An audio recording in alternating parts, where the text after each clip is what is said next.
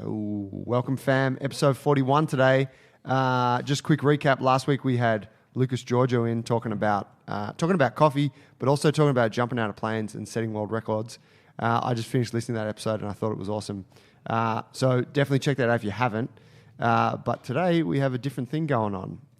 We've got a mate of ours, Sean Clarence. He's a bit of an old homeboy. He's got a very interesting story. I'm going to get him to introduce himself in a sec.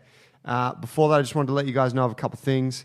We've got our mezzanine going up. Construction started this week. We're going to have a full-time jiu-jitsu program starting in the coming weeks. Let's say 4 to 6 weeks from now. So that's super excited. If you're excited about that and you want to know more about the training, get in touch. If you need anything else from us, junglebrothers.com is where to get it. If you enjoy the podcast, please tell a friend about it. And thank you to the crew at Panavore for providing us with the coffee that we're drinking today. We got Sean Clarence in the house. Sean, welcome. Thank you. Lovely to be here. Coffee is excellent. Good. We take pride in the coffee. My bro, could you give us a little introduction as to who you are? Yeah, sure. Sean Clarence. I'm a father, 3 children. I have a stepdaughter who's 17 and a 4 and a 2-year-old. So life's pretty hectic. I run 2 gyms in the Hills District of Sydney. A little far for you, Joey, but... Where the fuck's that, bro? Castle Hill and Dural. So I used to play soccer out there. Did you? Yep, I know it. It's a great spot. Kids were tough out that way. That's all I remember. Very tough. Very tough. It's a different world over there. Other side of the bridge. So, yeah, we run... our gyms are called U version 2.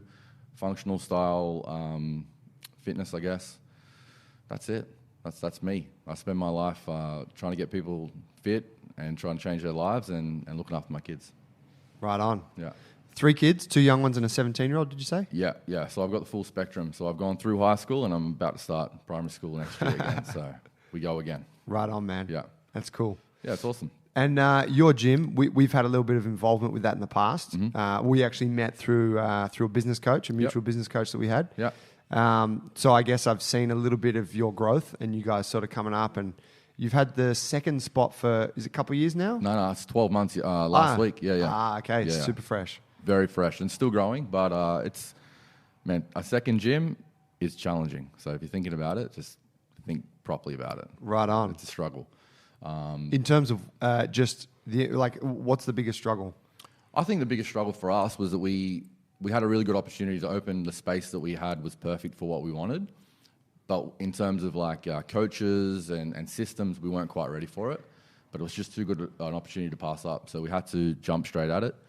And we've had to sort of learn on the fly, I guess, about, when you run a small business and certainly a gym, the gym is you and your own. Like me and Brent, we run the gym and everyone expects us to be there all the time. So opening up a new space where we had to sort of spread our resources a little bit becomes a bit challenging, I think. So, yeah, just think about it hard if you want. But that mezzanine level looks pretty good, so I think you'd be good with that. Appreciate it. Yeah, well, I guess the thought was if we build another gym inside this gym, then we don't have to travel that far. That's right. And You're the resources always here. are here. That's yeah. it, yeah.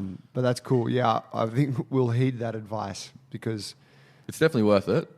It's awesome having a different area. It's about 20 minutes away from our current location, so we are getting some people that we definitely wouldn't get to our current gym. That's cool. And so, yeah, helping more people, and it's cool. They've got a really good vibe there. It's a little bit different a vibe. The space is set up differently. But, it's still us, and we still love it.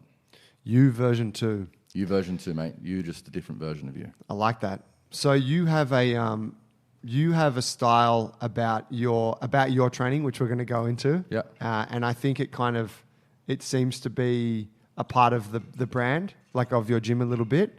There's a grittiness to it and a bit of a no bullshit kind of thing going on. Yep. Can you tell us a little bit about that? Yeah. So I guess what we like to call the way we train is we call it real world fitness.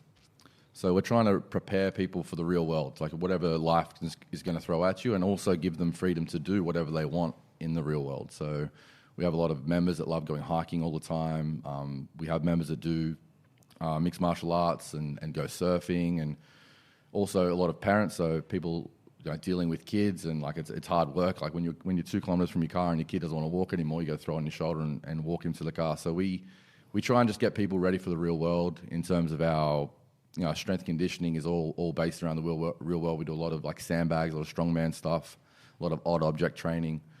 And I guess the sort of second piece to all that is we really try and hammer into our clients developing a mental resilience.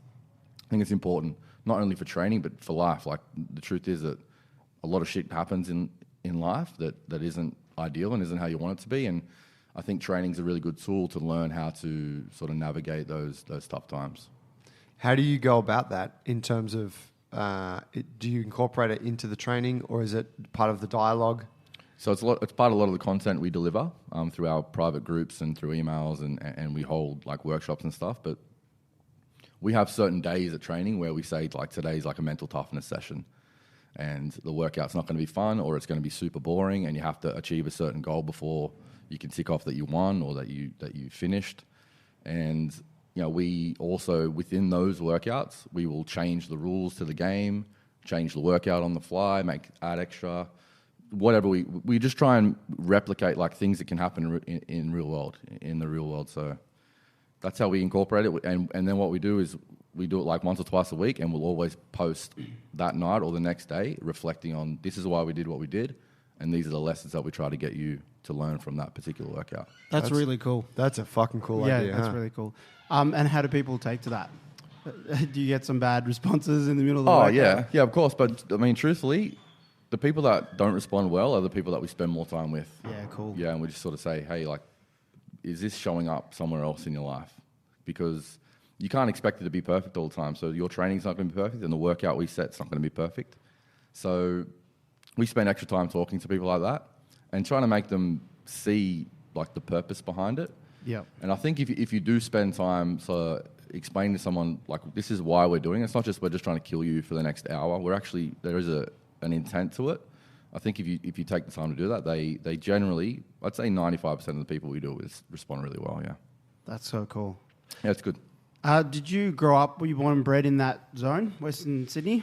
Is it Hills District you call it? Yeah, the Hills District. I was not from the Hills District. Is that the east when you're from the west? Yeah. So I was born and bred in Penrith, actually. So we're a little tougher out there, a little hotter.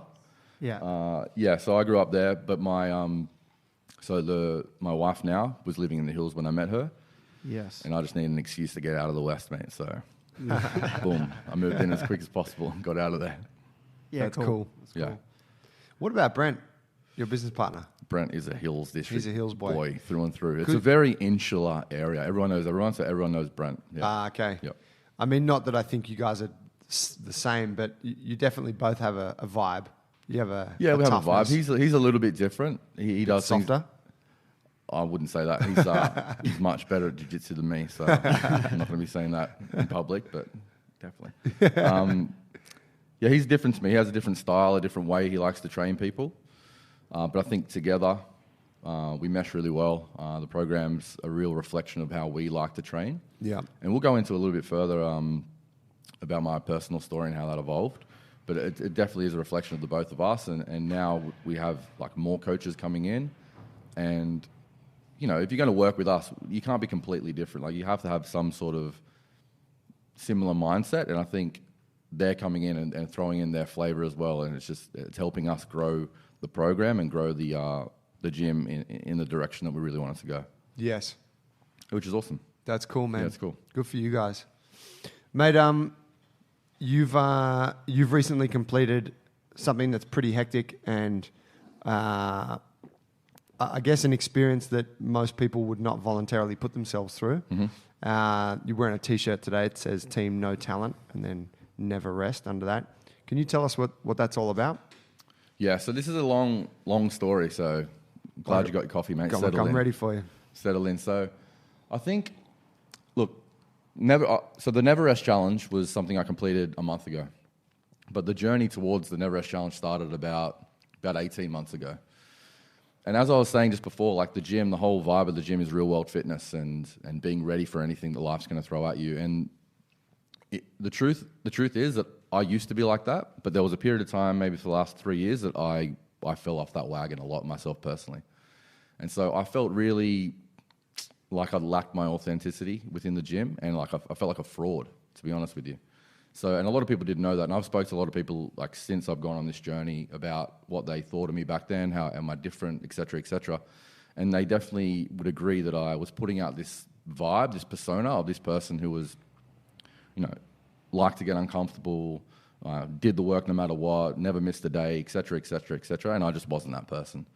And so that was eating away at me slowly for years and years and years. I just focused purely on powerlifting training because it was easy for me. Like I just lift, wait 5 minutes, lift again, no work, whatever. And I was not authentic to the kind of training that we stood by and the person who I used to be. So that was eating away at me slowly. And then it was coming to a head when we went to a Spartan race with the tribe, 21-kilometer beast. Heaps of people would have done it before. I turned up to that thing just thinking I would cruise through. And I got 10 kilometers in and I quit. I just stopped. And so You with your gym crew. Yeah, with the gym crew. It's pretty embarrassing. Damn. But I did fake it pretty well that I was cramping. I was cramping pretty badly, but I bunged it on a little bit.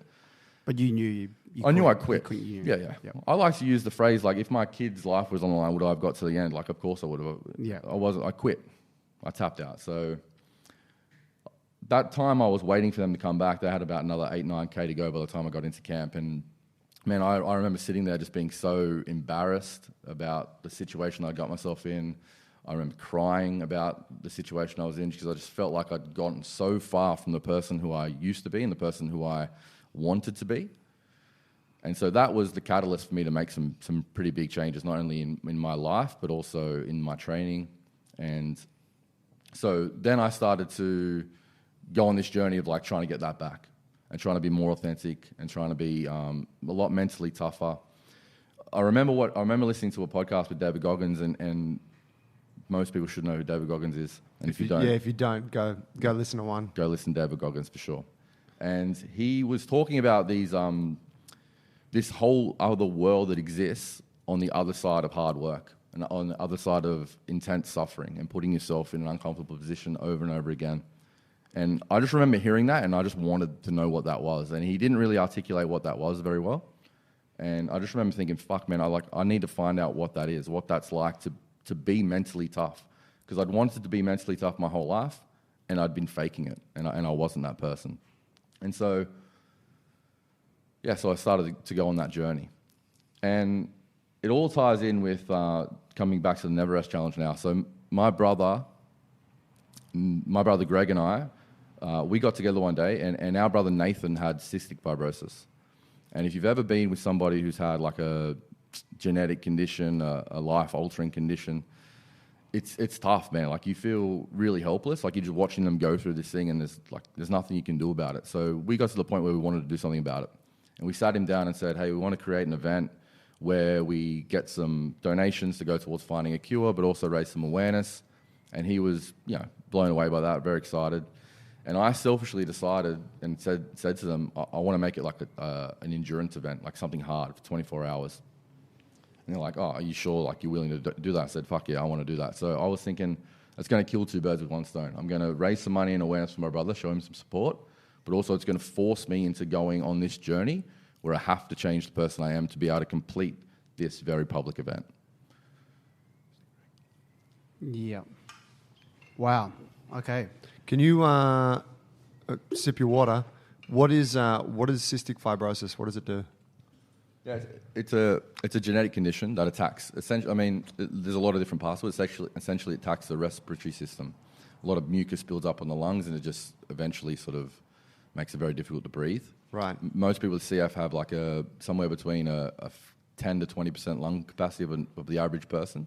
Yep. And that degenerates as they get older. So it's just hard for them to go through life. To do anything. Yeah, right. Yeah, and it's hours of medication. He woke up every day and would jump on a nebulizer and take, 60 tablets a day and nebulizer for hours at a time just to get through the day. Wow. Yeah, so it's pretty intense. And so once I decided to do this event, I went on the journey of training for it and becoming the kind of person that would be able to finish an event like that. And so the event was, I put a 24-hour time cap on it. I had to do 10,000 push-ups, 1,500 pull-ups, and a 42K run in 24-hour time cap. And I finished with 4 minutes to spare, so Jesus, I had some time. But yeah, that sort of, between deciding what that event was and the finishing of that event, which is about a month ago, was about a 10-month period. And my life has changed in that 10 months a lot. Right. A lot. a lot. I'm a completely different person now. In terms of what you put yourself through in that preparation and in doing the event. Yeah. So what went into training for that, the commitment and the dedication and the resilience and perseverance that is just required to turn up every single day and put in the hours and hours of training, repetitious, same thing over and over again to get yourself to a position where that's even a thing that's possible. It just changes who you are. And then on the day, we can talk about the event if you want, but on the actual day, there were 3 separate occasions where I genuinely thought that I couldn't take another step forward. And to overcome that 3 separate times in front of all my friends and family and a lot of other people as well, we did it at Bankwest Stadium, which was awesome. And to be able to do that there, it's just, I feel what it's like on the other side of what Goggins was talking about, like on the other end of suffering. It has opened up a whole new outlook, a whole new world for me, for sure. Wow. That's so crazy. I hear those numbers and I try to crunch some numbers, and I did see like how you had to batch them and there was a bit of a strategy going in. Yeah. But I can't ever see myself doing something like that. Like straight up. That's so hard. So I think how did you stay motivated, not just in the event, but like it seems impossible. It does. Right? It seems like to do like how many pull-ups is that per minute? What's that work out to? I'm not sure. It's about 1 a minute. It's about 7 push-ups a minute. 7 push-ups a minute for 24 hours. Yeah. So I'm like, how the fuck do you do that and run 42 kilometers and do all the pull-ups? Yeah. And obviously you must have thought that as well at some point. Like this is seemingly impossible. Yeah, I wanted the event to sound tough because I wanted people to pay attention. Yeah. And that would raise more awareness for us, for CF, and for and to raise some more money. And yeah, it was tough. Like it did feel impossible. And I think I naively thought it felt impossible when we first said it because I hadn't trained for it all. But as I got deeper into the training, it became more obvious that it was a lot harder than I thought it was. And, if I could have, I would have changed the numbers, but we'd already put it out so many times, it was too late, so that was the numbers. Did you birth the Neverrest challenge? My brother came up with the name, yeah. Okay. Yeah. And so you made the numbers and... Yeah, it's completely made up, So the next one, it will be made up as well. But, yeah, it was tough. We had a lot of plans going into it. I was going to do 15 push-ups a minute and 2 pull-ups or 3 pull-ups a minute for 2-3 hours at a time, run 7K, have a rest, etc., and just repeat that. But yeah, it got tough towards the end. We had to change the plans as we went along on the fly. There wasn't as much rest as I wanted there to be because I was struggling to maintain 15 push-ups a minute. Yeah, but the truth is, like for training, I did 170,000 push-ups in 10 months to train for it.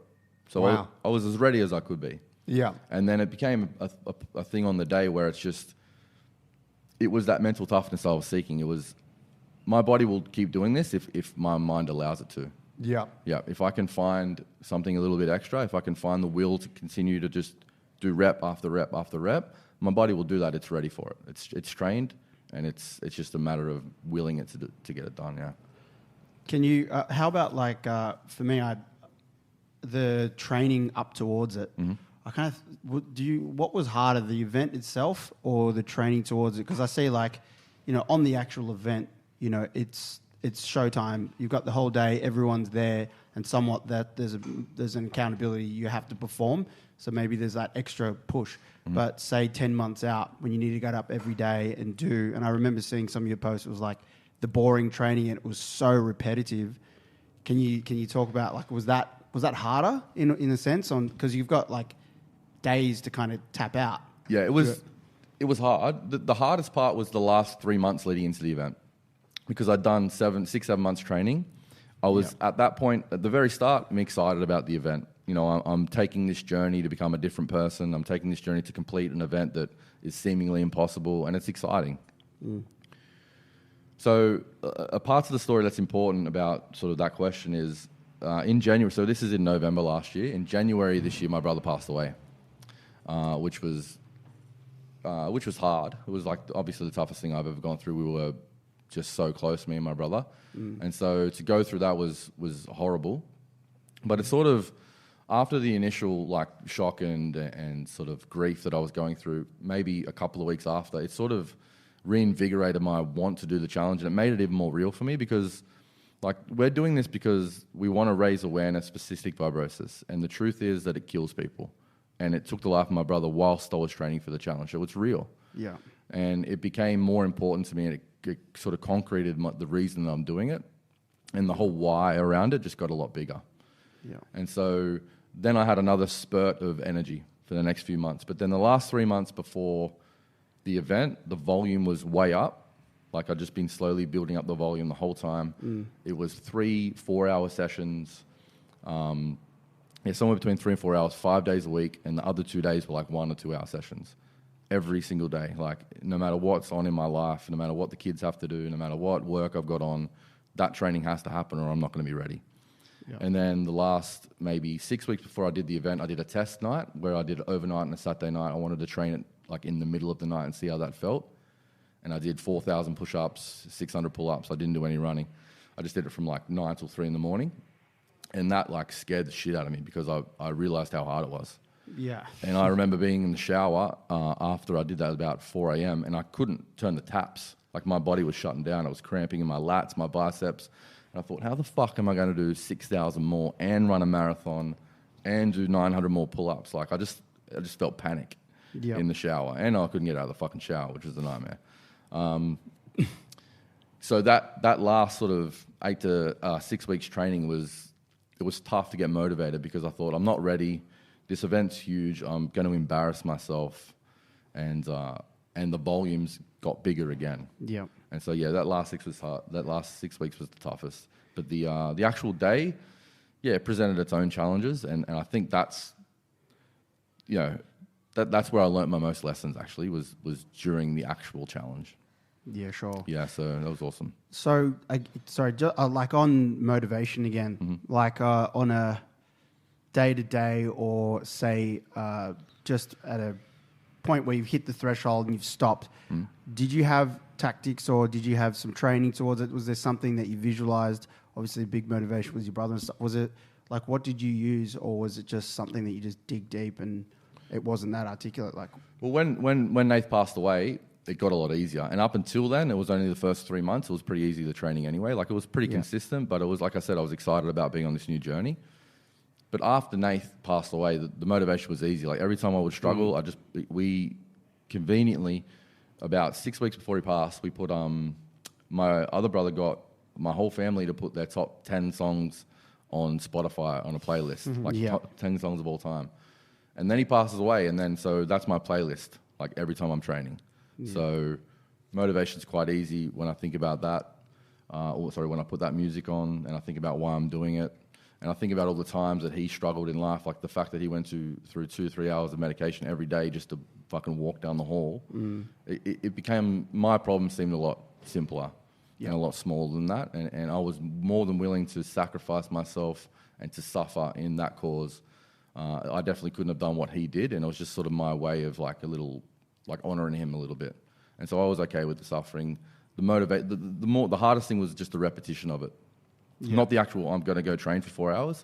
It's, I'm going to go train for 4 hours and do fucking push-ups again. Do the same shit. The same thing over and over again. And that was the mind fuck, I think, yeah. Did you, on the preparation, did you seek any advice or coaching on how to prep for it? Or did you just look at it and go, I'm just going to gradually increase the volume and do heaps of work? Yeah, I did, but I didn't get any help. So I reached out to a few people and... No one came back at you? No one came back to me. You didn't text me, did you? I didn't. No. Okay, I was going to say. No, sometimes I forget to get back to things. But yeah, I think I would have responded to that. No, there's a few people that have done lots of push-ups before. To my knowledge, no one's ever done an event that had all three of those things in it. Yep. But I wanted to see, like, there's a few people who've done, like, some serious amount of push-ups in a day before, like world record holders. I'm not sure what the world record is. I think it's 30 or 40,000 in a day. So I reached out to that guy. He didn't get back to me. I reached out to a few guys who would set the pull-up record. They didn't get back to me. They're protective of their records. I guess so. They don't want it taken, yeah. But so essentially I just put my trainer's hat on and just started at a really low base, something I could definitely do week one, and just added 10% volume until I felt like I couldn't do any more. And then I would have a week off. When a week off, I mean I'd drop the volume right back to 50%. Yep. And then I'd start again at that base level, but I'd add maybe, so For example, I might start at, I've got to do 3,000 push-ups this week. I'd build up to maybe 5,000, 10% each week. Feel like I can't do any more than that. Like that's my limit at the moment for a week. So then I would have a week off, drop the volume down to 1,000 for the week, start again. Instead of starting at 3,000, I'd start at 3,500. And then I'd just build 10% again, get to my cap, have a week off, start again. And I just repeated that over and over again. Wow. So it's not really scientific. Yeah. A lot of what I do is not scientific. Yes. I learned pretty early on in training for the challenge that it was not going to be physical. Like if I just got the reps in, to me, there wasn't any science that's going to help me with it. I've just got to get the volume in. I've got to do so many push-ups and pull-ups that I can do it when I'm sleeping. Yeah. And then it was all about the actual training for me was if I set my alarm for 4 a.m., I've just got to get up at 4 a.m. and walk into my gym at home and start training. That was the training. Because if I can overcome those little things, those little pieces of me wanting to give up or not wanting to start or any sort of mental stress around that, if I could overcome that, then the event, that's what's going to present the problem for me on the day, is the mental problem. So I just, as much as possible, tick those boxes. What is it? I know Dave Goggins has mentioned it before. And David Goggins, just to give a bit of context for anyone that may not know him, he's it was a Joe Rogan podcast or Tim Ferriss that kind of popularized him. I'm pretty sure it's Joe Rogan, yeah. Yeah, and he was in the military. Yeah. And he's what would you say? He's an endurance guy. He's an endurance guy. He's the only person to complete 3 Hell Weeks in the Navy SEALs, some sort of other naval army officer training, a lot of different things. And since then, he does endurance events. So, but he came from like being 150 pounds sitting on the couch. Yeah, being yeah. a huge guy, 150 lazy. kilos, I think. Ah, sorry. Yeah, Yeah, he's 300 pounds he was, yeah. 300 pounds, yeah. Yeah, he's got an awesome story, and he's really, in his own way, he's really articulate around describing it, and he's a really motivational guy. You obviously, like, it connects a lot with you. Yeah, I love the way he talks. I love everything He about swears him. a lot. Swears a lot. He swears a lot. He's got a good vibe. I wanted to ask, like, because when I listen to him, when I listen to his story, which is really not dissimilar to yours, in terms of obviously the motivation and the life circumstances are different, but he was talking about, I was overweight and I was like a lazy piece of shit and I couldn't do anything, and then I just decided, like, fuck that, and then he like flicked a switch and he became incredibly disciplined. I don't know if you'd call it motivated, but just very driven. And you're saying the same thing. You're like, I was a bit of a fraud for this period, and I'd fallen off the wagon. And obviously, you had your brother passing away, and you had some things that were big external sort of forces in your life. But it seems like you just flicked a switch as well and went, fuck it, now I'm this. And I think for someone listening to it, it's very abstract, because it's like, how do you just decide to be very mentally strong and extremely driven all of a sudden? Yeah. Can you talk on that a little bit? Well, I think I had presented to the world that I was already that. And I think I was doing that because that's the person who I wanted to be. But I just knew in my heart that I wasn't that. So I already had the sort of inclination to want to be someone like that. And then, like I said, I felt like a fraud. But then the Spartan race, where I failed publicly in front of my gym members, that was the day that I went, fuck, this is horrible. Like, these people look up to me as somebody who's tough and strong and will go through bloody a fucking brick wall to get this done. And I've just pulled out of a 21K like fun walk. Like, it's fucking dog shit. And that was the switch for me. So it isn't anymore like, there's no, I don't know how to describe it other than it was just a real overwhelming feeling in that moment that I hate the person that I am right now. And I hate myself enough to want to go on, like, whatever it takes to not be that person anymore, I'm willing to do at the moment. I think that's the same for everyone. We talk to members at the gym all the time. Like, you'll make a change in a habit when you're ready to make it. Like, when you've decided that the way you're living now is so not in line with who you really want to be, and you'll maintain that for a while, but there'll become a point where you're so fed up with how you are that you'll flip over to the way you should be. You can't make people do things they don't want to do. And it was the same with me. Like, as much as I wanted to be tough and hard, I just didn't want it enough. And I think it was that public embarrassment for me that particular day that was the switch that went, this is enough. That's enough. I've had enough. I'm gonna do what it takes to become the person that I actually want to be. Wow. That's it. About the running.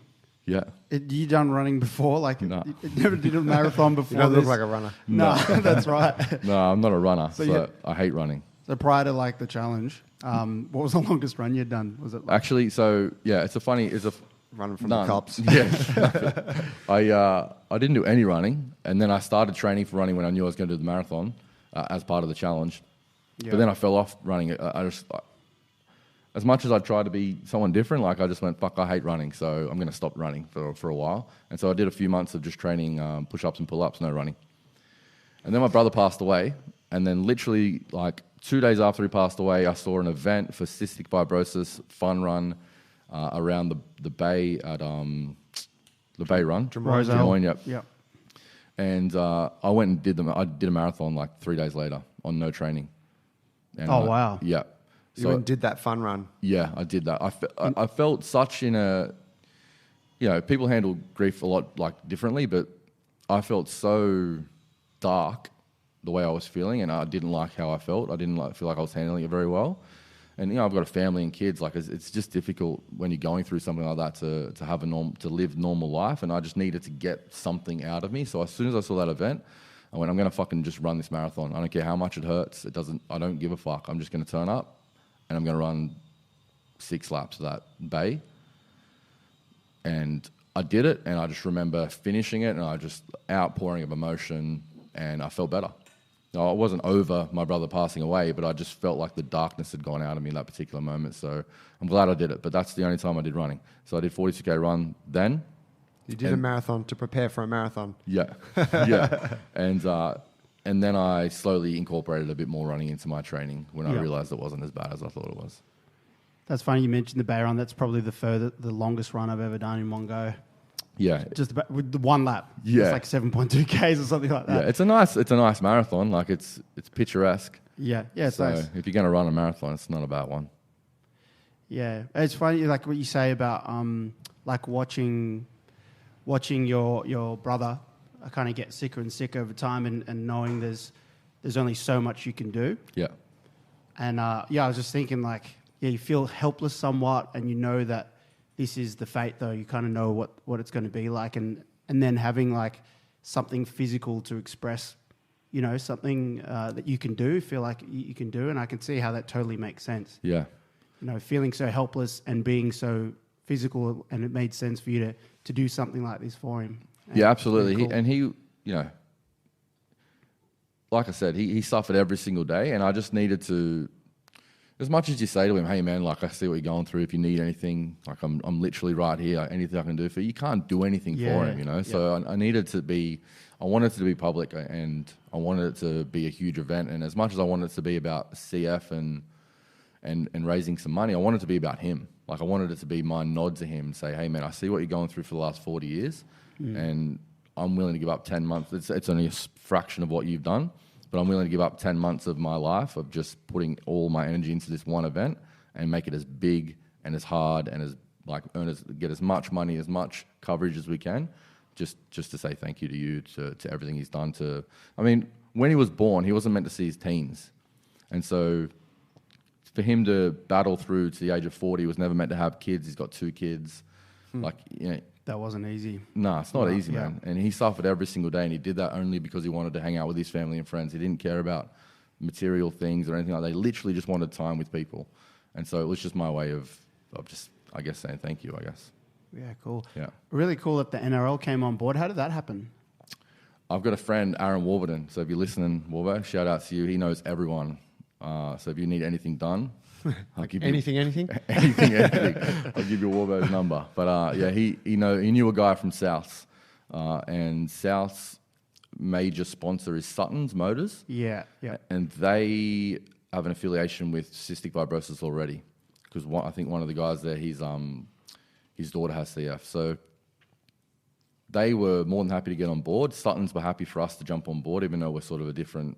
Like we're not, they do some stuff through CF New South Wales, we do some stuff through CF Australia, but they were more than happy for us to jump on board and take their game day sponsorship. So I was able to, stand around. Like we had people at all the gates collecting money. I got out on the field. The South guys wore CF socks for an NRL match, which is like Cool. it's pretty awesome when you That's think huge. about how tough that is to get all the boxes ticked for that to happen. So they were right on board with it, and then so I started the challenge there. I ran to Bankwest Stadium, and I finished the whole challenge there. And Para let me on the field at halftime as well, and it was a pretty sick day. So NRL was very, very helpful, and Mad. I'll be knocking on their door again next year. Hopefully, get some more favors. How much did you raise in the end? We've raised 35,000 Okay, awesome. so far. Unreal. But we've got a few more things coming up in the next, just before Christmas, to raise a bit more money, and then we're going to donate the money. Yep. And then we're going to start again for next year. You're doing another event? Yep. Yeah, I'll be doing another event. Oh, Yeah. Any ideas? Yeah, I've got some cool ideas. Yeah. You want to hear them? Yeah. yeah. All right. This is a world exclusive. You heard it first. You got to stick to these numbers, whatever you say now. Yeah, that's why I don't like saying it out loud, because I have spoke to a few friends about it. But so, have you heard of? There's something called the 7 Summit Climb. Have you heard of that? No. It's like hikers do it to. I'm not going to go hiking, so I just put that at the start. But they do the highest 7 climbs on each continent around the world. Ah, yes. And there's sometimes a competition to get it done the quickest, but it's just a thing that you can tick off that you did in your lifetime if you like hiking. So one of them is Mount Everest. Mount Everest is obviously the tallest one, and then there's one on each continent that people do. I'm, at the moment, thinking about how to make it work in with my life, where I'll do the equivalent height on a box, like a step-ups. So I'll do like the lowest one on one week, and then the next highest one the next week, building it up to the last one, which will be Everest, and I'll try and do it with a pack on, like a weight, and I'll try and do it in one day, 24 hours, which will be 17,500 That's step-ups. the Everest one. That's the 17,500 step-ups, yeah, Ooh, fuck. in a day. In a day. All of them in a day? As in, but that last one? That last one will be in a day, 24 yeah. hours. And hopefully in 7 weeks, so under 50 days. Wow, man. Yeah, that's the plan at the moment. That's cool. So you do the equivalent of Everest in one day at the end? On a box. On a box, yeah. Which yeah. is a 20-inch box. It's around 17,500 step-ups, so it's around 13 a minute. Damn. Bro, Which is that's a lot. cool. Yeah. And my legs need a workout, bro. My body's gassed. I need a rest. So that's the idea at the moment, Okay. and that'll be the day. The event, other things will happen leading up to that, and that'll be the big one, and hopefully we can do it somewhere cool where a lot of people can come watch and get some sponsorship. Awesome. That's the plan. Oh, wow. Yeah. You heard it first here. You heard it first here. And if I don't do that, we can just delete this one out, yeah? Non-released episode. Yeah. Man, tell me about Team No Talent. This is a thing that I see you push on your Instagram, and it has a particular flavour to it. What is Team No Talent? What flavour do you think it has to it? It has a. I love all of it. I love it. all of it your has copy, a. It everything has that like comes a. out. It has like a fuck you to it. Well, maybe because of what I know of you. Yeah. It's like sticking a finger up a little bit to like the posy side of exercise and fitness. Yeah. I may have posted a handstand photo a couple of times on my Instagram. I feel like it's like fuck all that, and it's Right. like I don't take it personally. Right? I think it's awesome, but it's like there's something hard. It says something about hard work. Yeah. That's the flavor I Yeah, taste. cool. No, I think a lot of people get caught up. This is a tangent, but a lot of people get caught up in like the fancy part of fitness at the moment. The things that look cool, things that look great on Instagram, and what's going to get you a really good photo. And I just not down with that at all. So Team No Talent is something that Just sort of straight up not down with it at all. not even a little bit, man. Yeah, I just yeah, feel I like know I mean, what if you you're can saying. do that, and that's awesome, but Yeah. it's not for me. I get a lot more the way I train and the way I like to train people. I feel like they get a lot more practical use out of what we do, not only physically but mentally. The mental side of training is so undervalued, in my opinion. The lessons that you learn in a gym where there's no danger, there's other than maybe getting an injury, but hopefully your coach is looking after you there. The stakes are so low and nothing can really go wrong, but you can learn things that when you're in the real world and the stakes are high and shit happens in life, like your brother passes away or like someone gets diagnosed with something you wish they didn't, or when you lose your job, and you can use the lessons that in a gym and execute that in the real world, I think is so undervalued. And so that's the tangent. That's why I don't like fucking fancy shit. But the team no talent started in the gym because, when you talk to a group of people over and over again, you start hearing trends. And the trend is like, I can't do that because I'm not good enough. I can't do that because I was never good at that. And I just kept sort of saying, like, you don't need fucking talent to do this. This is not a talented thing. Like, you just need to fucking turn up and do the work.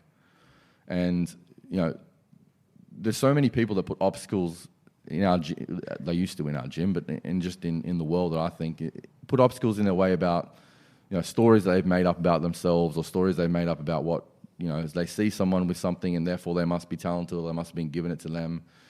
And they use it as a crutch, like as an excuse as to why they can't have what they want.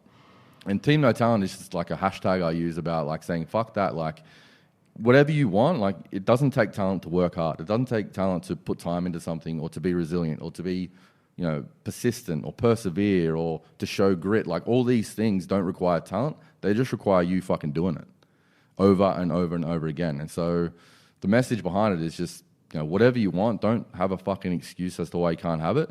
Just fuck talent and just put the work in. And hopefully that gets you where you want to be. And if it doesn't, you'll be a fucking better person at the end of it anyway. That's Team No Talent. I like it. That makes sense. It fits exactly what I see. Yeah. In it, Do you think do you believe in talent? Like, do you think talent exists? Yeah, for sure. Like, I mean, you use the end of the spectrum examples, like someone like Usain Bolt. Like, I'm never going to run 100 in 9.5. He had the talent to do that. He obviously had to work for it. And once, like, he was born to run that fast, but then he has to put the work in and he gets there. But not everyone can do that. So talent exists. I've seen it. I played very high-level cricket, and I've seen some guys that put no work in and just are super talented. They move their feet well. They hit the ball really cleanly. They just move like they're a cricketer, even though they've never really put any effort in. So talent definitely exists, but people use it as an excuse, either if they've got it to not work hard because they've already got it, or if they don't have it to why they shouldn't work hard because they'll never have it. So that's where I think if you have a really good work ethic and if you really want something and you're willing to do the little things that you can control, like your effort and like resilience, that, it doesn't matter about talent. I don't think. I like it. I really love it. I think that's the sickest little thing, and in a way, people have those narratives, and it kind of gives them another narrative. Yeah. It's like at least they could admit it and say to themselves, "I got no talent, but I'm showing up and I'm doing." I'm showing up. That's it. Now, there's lots of things that I'm not good at, but I'm happy to put the work in. It's something that I'm committed to. Like, I'll outwork anybody at it, even if they're better than me. I'll put more work in, and I'll show up every single day. We have workouts at the gym where people are better than me at. Yeah. And they're like, "Oh, fucking beat the coach." And I'm like, "Yeah, cool, but I'll be here tomorrow." So if you're sore tomorrow, I'll still be here. Yeah. And they turn up, and but I'm here tomorrow again. Yeah. So if you're sore, I'm still going to be here. If you're sick, I'm going to be here. Yeah. And so, well, I mean, what is talent anyway? Like talent, like in the case of Usain Bolt, he has some physical attributes that lots of people don't have that has definitely got him to where he is. And he had to work for it too. But then there's talent, not just physical talent, but and I'm reverting to you, Joe, because it made me think. You said the handstand thing. If I think back so many years, not that many years ago, I would say that you were not talented in the handstand realm. Remember? Oh, yeah. At totally. all. And I remember you were starting to do handstands, and I could just do handstands. I used to walk the basketball court at school and stuff like that.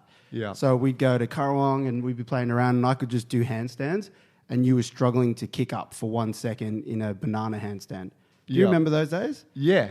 I totally remember not being able to do them. Yeah. And you having and me just having them. Seemingly natural ability. Meanwhile, Joe's talent, he's persistent, he's consistent, and these are the things that, I've come to be inspired by from him. He just started and then kept going, and in a sense, it was the same sort of thing. Showed up, you did the work, and then before I know it, this guy's got these pencil straight handstands, and I'm still doing the bananas. So that's Truth. kind of, that's like, talent is not just physical talent. yeah. And it's just like, it could be those attributes there, and then it aligns with the physical stuff because you catch up. Yeah, it's a classic example of somebody who obviously wasn't naturally good at doing a handstand and just turned up every day and didn't give a fuck that he wasn't good and just grinded his way to being good at it. It's possible for anyone to do that in anything. But a lot of people just aren't willing to show up for long enough to get better, you know? They try something for a few weeks or a few months and they give in. Like I don't know how long ago that was, Joey, but I'm imagining what sort of period of time we're talking there. That was, I think I've been doing handstands for like 4 years, 5 years. 5 years, man. So it would have been like probably when I was, about 30-something, 5 years ago. It's a long time. There's a lot of work that's gone into that. This is not overnight. People see your Instagram and go, oh, this guy can do a handstand. That's right, yeah. But they didn't see the 5 years ago that you couldn't do one. So people say that. They say, hey, was Joe a gymnast? That's what they say, I remember. It's like, he's in the rings doing handstands. Long time, I think. Was I a gymnast?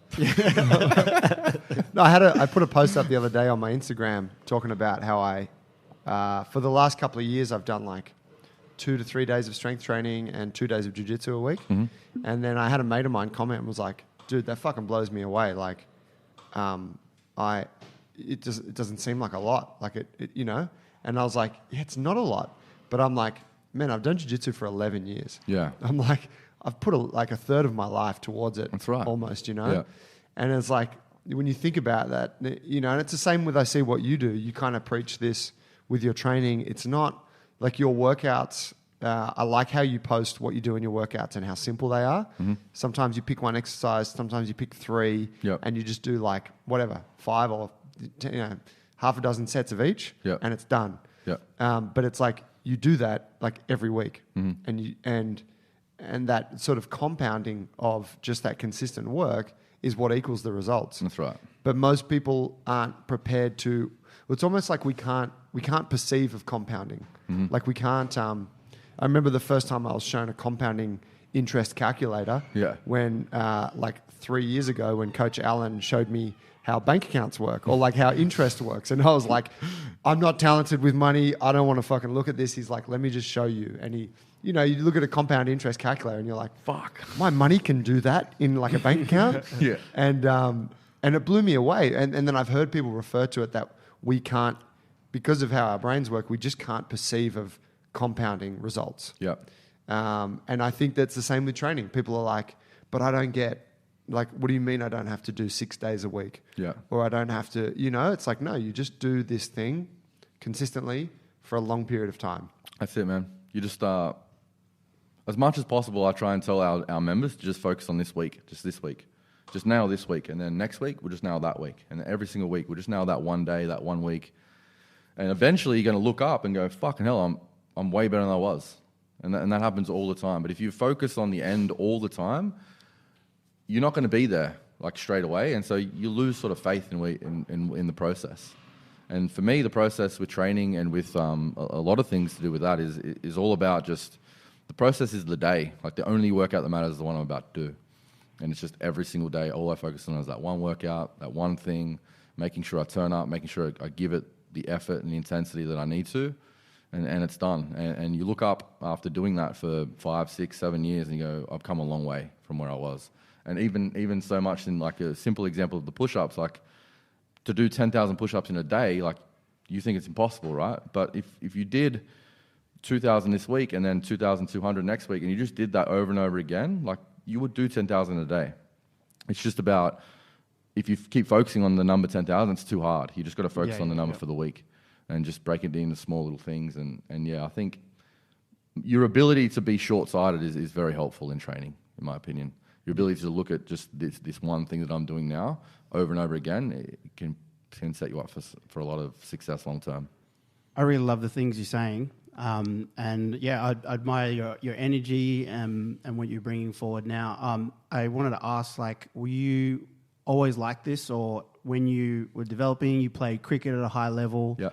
How did you come to have this sort of energy that you have now, or is this something that's happened in the last year since you've been through this big thing? What were the influences, you reckon? Was it like your parents, or was it like a mentor you had when you were young, or you know what I'm saying? Yeah. My dad was the kind of dad that sort of instilled in me that never to take a backward step with anyone. You know, that no one's better than you at anything. Like you could stand your ground. Good Penrith dad. Yeah, not in an aggressive, violent way, but just in a don't get caught up in people thinking that people are better than you all the time. Yeah. You know, you've got a lot to offer and you've got some good skills in what you do, and you've got a lot of worth. So just like fucking stand your ground and be proud of who you are. And he still instilled that into me, when I was quite young. And that carried through my whole life. And I was very, like I said, I was a good cricketer, but I played above my talent. There you go, classic example. Yeah. I was very aggressive on the field. I was in people's faces. I wanted to play you and not the game. I wanted to get inside your mind and make you think about me and not make you think about the fact that you should be bowling in this area. I want you to bowl where I want you to bowl. You batter or bowler? I was more of a batter, but yeah, you seem like a I batter. would work on it when I was when I was fielding and you were batting next. Like I would work on batters as they come in, knowing that they're going to bowl to me later and get in their mind. A lot of people didn't like that because like you sledge talk shit. Yeah, a lot of that. It's part of the game. It's part of the game, and I never got personal, but I wanted to have an edge. Mad. I wanted them to be thinking about me and not thinking about the game anymore. And so a lot of players I played with didn't want to do that because, like, man, you don't sledge in the first innings. Like if we're fielding and they're batting, you don't sledge because then you're going to go out and bat and it's going to be 11 on 1. And I said, fucking good. Like 11 on 1's good for me. Yeah, you like those odds? Yeah, I don't like those odds, but like the only person to get me out is the bowler. He's bowling to me, so I'm just going to play him. And if everyone else, I don't care about that shit. Now you're in all their heads. Yeah. That's it. If they're worried about me, they're not worried about the game we're playing. And I played above my level because of that attitude. I had that all the time. Mad. And that went through my whole life with me.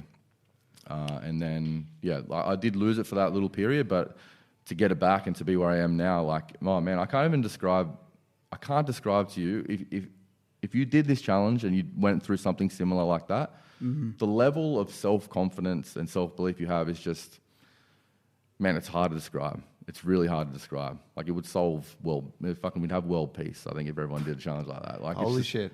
It's crazy. It's crazy because you just have this deep-seated belief now that no matter what happens, like I can get through it.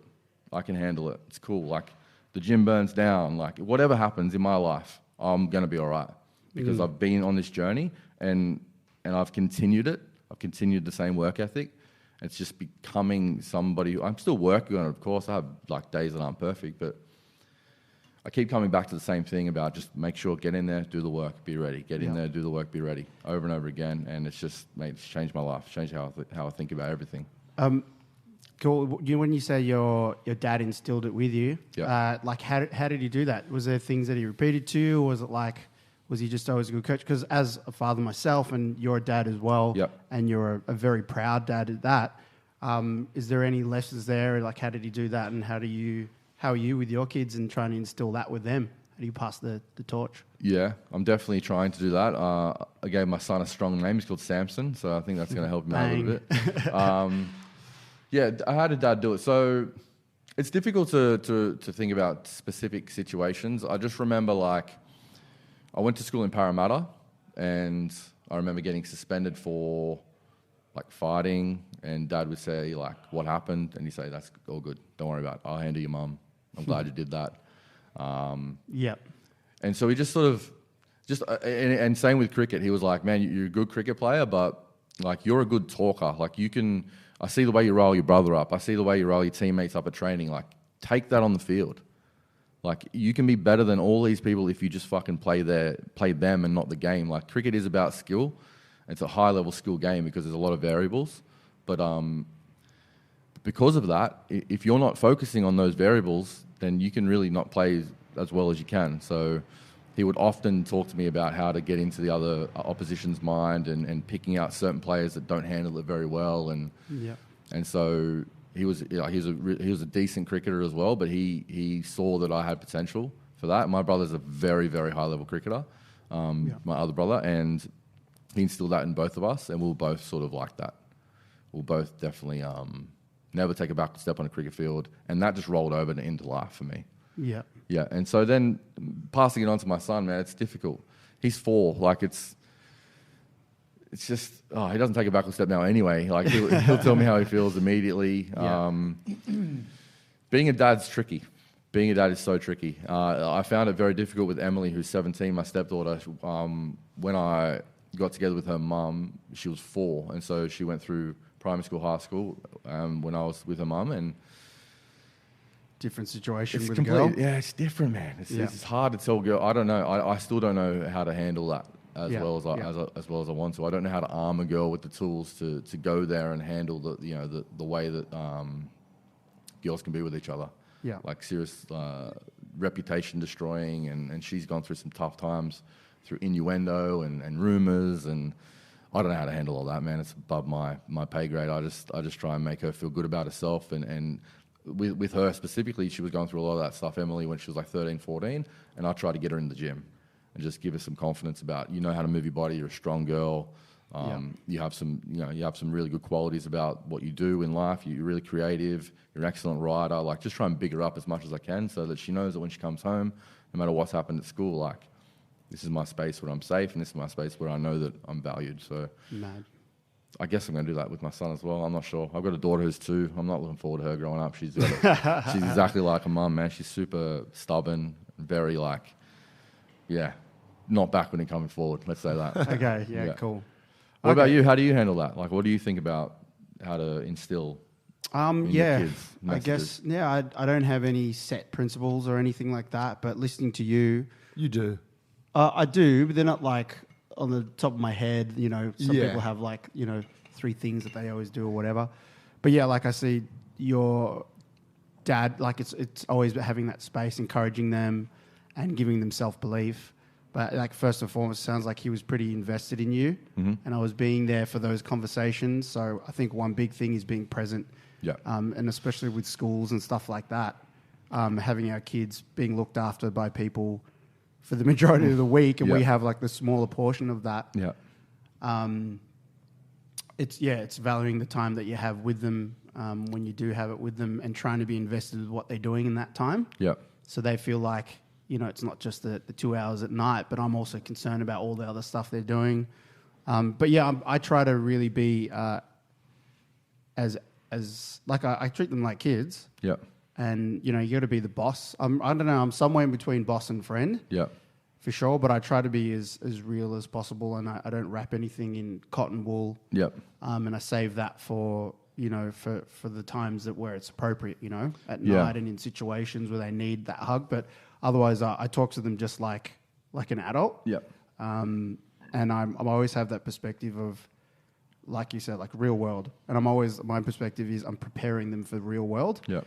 So that with that perspective, it's easy to call a lot of bullshit on the kid stuff, the way that, whether it's work, play, relationships, people treat kids like kids when they're way smarter and capable than you actually think they are. So I agree with that. The other thing that just sort of came to my mind there was a lot of what I'm trying to do, just as we're talking about it, sort of reminding me that I'm trying as much as possible to not so much tell them what to do, but really show them, like the way I treat their mum in front of them, the way I talk to her, the way I talk to them in front of each other, the way I talk to Emily, the way they see me go in training. Like, I see them come out to my home gym all the time and they're doing push-ups with me and stuff. Like I think as much as possible, instead of like telling them how they should be, like you need to, as much as possible, show them. Actually, that is my one principle that I have. It is lead by example. That is my one principle. I do have a principle. There you go. It's I say that. Yeah, I mean, you probably don't think about them until the discussion comes up. But I ask you a lot of things, and you do have some very deep-seated thoughts and beliefs around that guide your decision making. It's difficult. Being a parent is the hardest thing by a mile I've ever done. It's the most scared I've ever been. Ever. When my son was born, and we stayed in the hospital for two or 3 nights, I think. But then when you put him in the car and you're driving home, you're like, Weird. like there's no nurses around. Like this whole person's existence is based off me and my wife making sure we take care of it. Especially when people stop visiting after a week. And you are on your own, and you're like, fuck. So it's tricky. That's why when I was thinking about the family life. When you were talking about all the training, you said no matter what, 7 days a week, 3-hour sessions. I was like, to think that you did that with like the family, I can't even imagine. Well, my wife was very supportive, to be fair to her, which was great. And truth be told, like in the heat of like the last sort of 12 to 6 weeks leading into it, I probably wasn't as present as I could have been. But like there was just a different priority for that short period of time. It's definitely not how I'd want my life to go all the time. But I did a lot of my training as much as I could. Like at 4 a.m. when the kids were asleep anyway. But sometimes that wasn't possible if I had to go coach in the morning or whatever. Like I'd have to go to the gym and I had to get my training in the afternoon or the night. So it did take a toll on that. But I don't know, man. Being a parent's like, there's so many people out there to talk about how you should parent people, and it's just, I think it's so different for everyone. Yeah. I just think a lot of the time you just got to tell, a parent, like, just do your best. Like, and I'm here if you need me. That's what I tell my mates if they need, like the guys at the gym. We have heaps of dads at the gym, and they, sometimes, and you'll know being a gym owner, like it's not always, you don't always talk about squats and deadlifts. Like people talk to you about their real life all the time and about how they're feeling. And some dads always, how do you juggle it? And like, this is how I do it, but that's not going to work for you because you work 9 to 5. And like, so everyone has their own situation. So you just got to do best. For sure. Yeah. It's an interesting thing thinking about. You mentioned, something that your dad instilled in you, and then you guys having the discussion about the principles that guide how you raise your kids or decision making, that sort of thing. And you can listen to a lot of people talk about, like if you listen to celebrities or you listen to high performing athletes or business people, you'll often hear that, like my father always told me or my mother always said. And sometimes you hear those real awesome things like, well, my mother always used to say, Evander Holyfield this week. Yeah, Joe Rogan podcast. Yeah, right. Like my mama. And I think back, like, I'm like, fuck, my dad never said anything, around like, mate, in life, this is going to happen. No. And, it was just what you learn I reckon they're making it up, mate. Me too. Yeah, right. They're definitely making it up. And I mean, I think it's I know it's definitely part of an Aussie dad thing. They don't like from our generation, like our dads when we were kids, they didn't say shit. They just didn't say much at all. Yeah. I want to ask you though, because your dad's from Fiji. Yeah. Does he or Tonga? We're from a Tongan village. Mix in of Fiji. both. Yeah. Did he have any of that? Did he have like, hey, Paulie, like, No, I don't think so. No, he didn't. Nothing that pops to mind. No, he didn't have anything like that. He was always encouraging, though, of anything that I did. And one thing that he's passed now, a little while ago, but one thing that I always remember when I think about skateboarding is he was very old school, Fijian dude, and skateboarding is not a sport. It's a sport of the Western world type thing. And he's always loved me skateboarding. He thought it was amazing.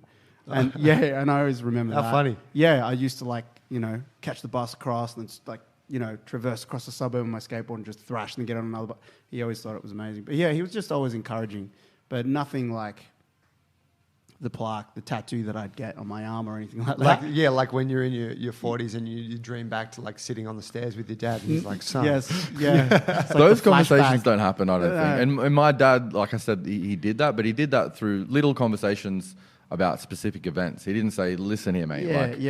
You're never going to take a backward step in life. It was like a more like, movie. I was getting bullied at school, fucking don't cop that shit. Yeah. On the cricket field, don't do this. And it's when you hear that message over and over again in different situations, you go, I think that's what he's trying to tell me. Like he's trying to say, never back down. Like always believe in yourself, back yourself.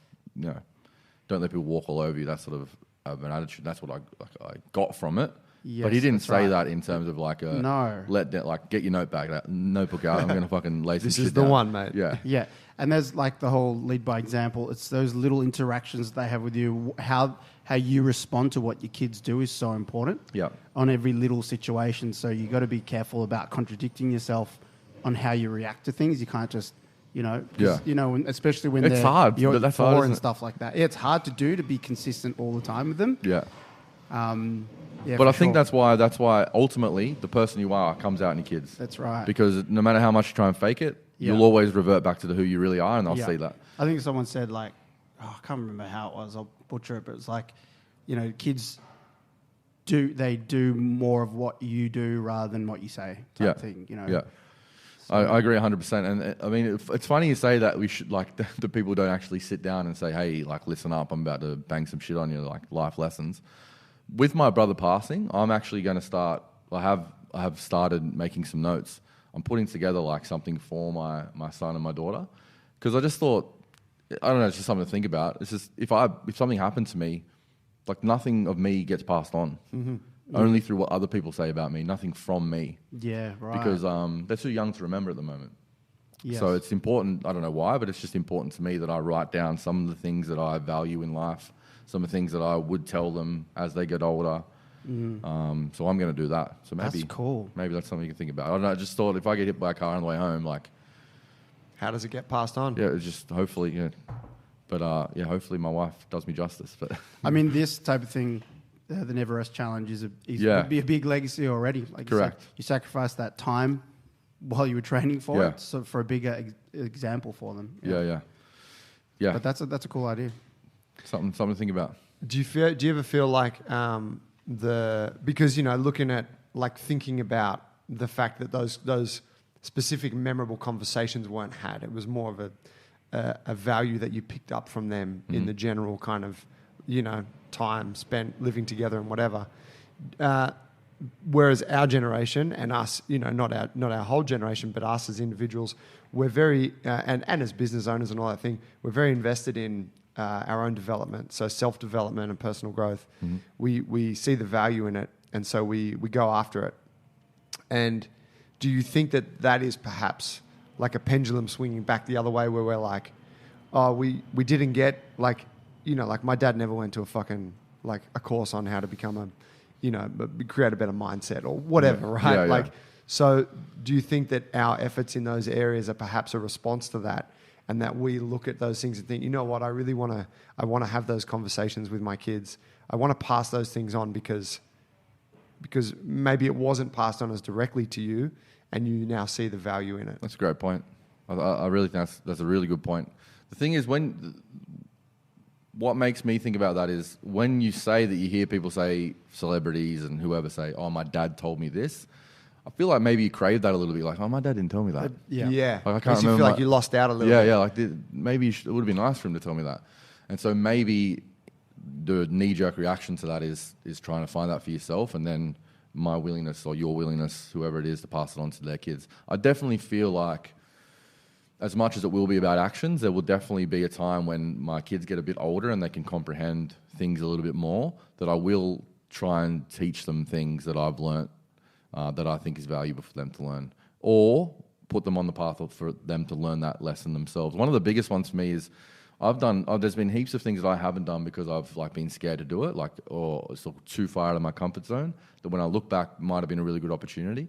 And so as much as possible with my kids, I'm going to get them out of their comfort zone and get them used to doing things that they don't necessarily want to do, but that could be a really cool thing for them to do.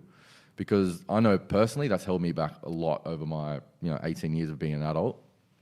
So that's a big one. But yeah, it's a really good point. I think because we didn't get that, we sort of craved that a little bit. Do you have any kind of? I'm thinking that for people listening to this, they're going to be in awe of what you've completed recently and your kind of mindset to this just hard work and consistency and even the discussion around the flicking of a switch, and even with all of that, people are still going to be like, oh yeah, but that's him. He's obviously an exceptional guy. Definitely not. Yeah, and I can say you're a guy, right? You're just a dude. Yeah. Like I remember when I first met you, and I remember when the first time we did that business course, and you're a different person now to what you were then. Okay. In what way do you think? I think that was a specific environment because there was a lot of stuff around reflection on your business and where you're at and those sorts of things. But I remember I found you to be a really dark individual.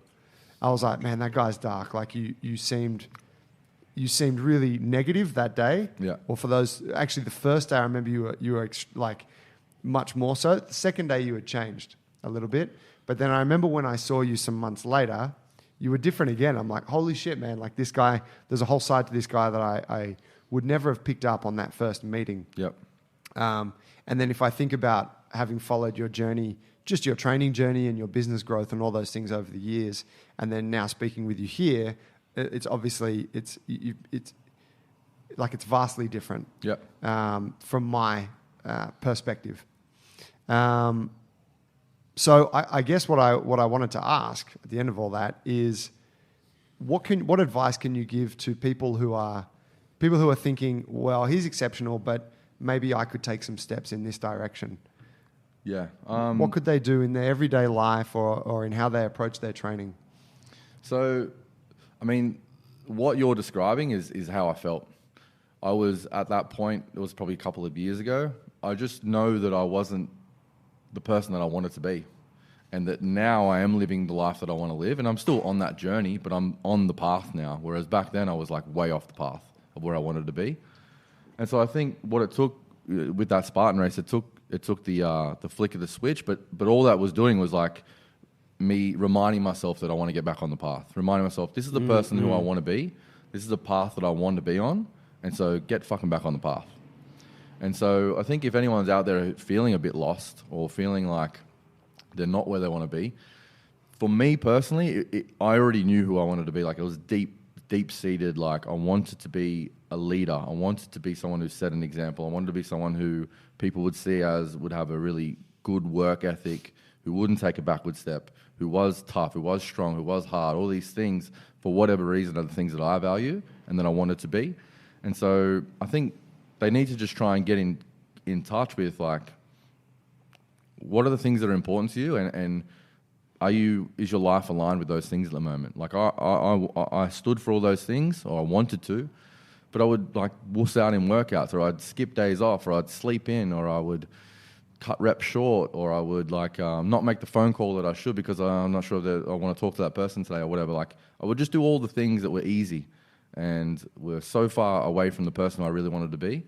And so I think it's just important to firstly, you need to recognize, like, where do you want to be, and like, you've got to get on that path. And it is tricky to articulate for each person, like, how to do that. For me, it was easy. For me, it was like, this is the person I want to be. This is how I do it. Bang, get started. I think the underlying message to all of that, though, is that no matter what it is, like, it's going to take you having a work ethic, having resilience, having perseverance, understanding that's not always going to go to plan, and being okay with that, but not giving up, like, just because it didn't go the way you wanted to. It's so sad to me when I see people, like, give up after things don't go the way they wanted to the first time. Like, I fucking think that's crazy. It's so, like, the classic example, and people use it all the time, but it's so true, is like, when you see a toddler, they fall over like 50 million times before they ever fucking walk. But they don't just give up. Like, they just get up and try and walk again. They fall over. They get up. And eventually one day it fucking sticks. And they're walking for the rest of their life. And that's like a metaphor, I think, for everything. Like, if you want to walk, or if you want to do whatever the thing is that you want to do, you've got to be willing to fail. You've got to be willing to persevere. You've got to be just on the path to where you want to be all the time. And everything you do needs to align with that. And so that's been the change that you've seen over the last couple of years, that my life is starting to align with where I want it to go, and which is why I'm still on the path, but that's why things are a bit different for me at the moment. Yeah, it's interesting because, like, I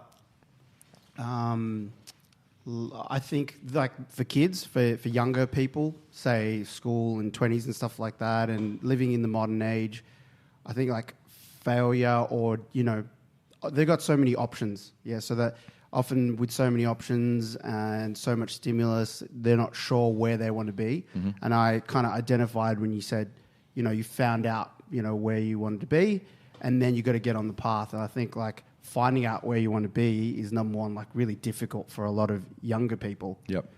To try and listen to you said deep set, and you kind of put your hand on your belly. Yeah. So I think it's very noisy for people to actually figure that out. You know what I mean? Yeah, I agree with that. First and foremost. I think, but still, I agree with that. I see that all the time. But no matter where you want to be, you're going to have a work ethic. You're going to have consistency. You're going to have resilience. And you can, we're talking about the gym here, so we're at the gym. So you can do that in the gym just by showing up on the days you're meant to, putting in effort on the times you're meant to. Train that. Yeah, you can train that all the time, and that can be relatable to any career, any business you want to enter at any point in your life. So true. Yeah, so that's what I would do. Start fucking working hard. I like it. It's a strong message, man. That's it. Man, I think that's an epic place for us to wrap it up. Cool. Do you? You've obviously got the event or future events coming up. She's not locked in. I want to say that. It's not locked in. You said it was in a cooler, and you're in a singlet, and there's fans blowing on you. Yeah. Is there where can people follow you, and where can they contribute to the cause, or, like, can you give a bit of a plug to your avenues? Yep. So the Neverrest challenge, we're on Instagram and Facebook. There's links there to donate if you want to. All the money goes towards, like 100% of the money goes towards finding a cure for cystic fibrosis. The Instagram handle is Neverrest, one word, Neverrest _2019. And the Facebook page is just Neverrest, one word. It's the only one. You'll be able to find it. And yeah, you can find me on Facebook, Sean Clarence. Instagram, Sean Clarence, one word. Sean is spelled SEAN, Clarence _. That's me. Nice. We'll put a link to all that stuff in our post. Man, it's been really inspiring having you come in and chat today. Thank you, guys. I appreciate being here. This has been fun. This microphone is excellent. Thank you.